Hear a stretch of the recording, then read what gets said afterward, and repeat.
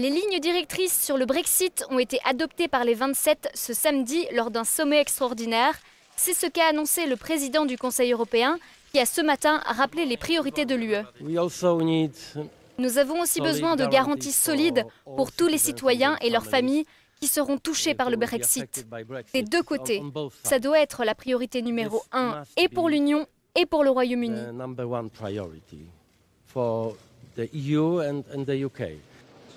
Mais attention pour les 27, il n'est pas question de punir le Royaume-Uni, mais simplement de défendre les intérêts de l'UE. On veut garder de bonnes relations avec la Grande-Bretagne dans le futur, mais nous voulons également défendre nos intérêts de manière générale, ce qui a pour le moment été rempli avec succès. Je pense que c'est d'ailleurs un bon point dans les négociations.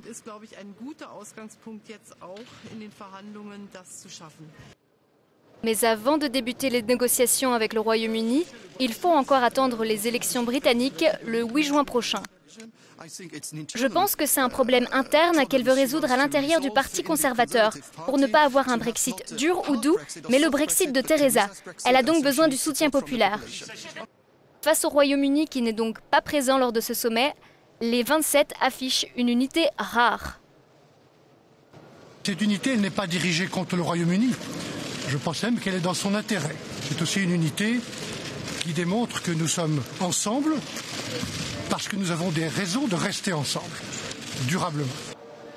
Il s'agit aussi du dernier sommet pour le président français, alors que l'eurosceptique Marine Le Pen a réussi à se qualifier pour le second tour de la présidentielle. Hors de l'Europe, on le voit avec l'affaire du Brexit, il n'y a plus de protection, il n'y a plus de garantie, il n'y a plus de marché intérieur, il y a, pour un pays qui est membre de la zone euro, plus de monnaie unique, et donc c'est une régression et c'est un risque. Et le choix qui est posé pour le dimanche 7 mai, c'est de savoir si les Français, non pas simplement globalement, mais individuellement, ont à craindre d'une sortie de l'Union européenne.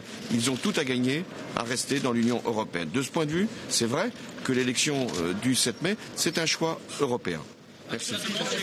Sur place, notre journaliste James Freeney nous livre la température. Il y a un rare sentiment d'unité parmi les leaders européens, alors que le processus du Brexit commence sérieusement. Au cours des prochains mois, il pourrait y avoir des disputes, des répercussions et des portes qui claquent.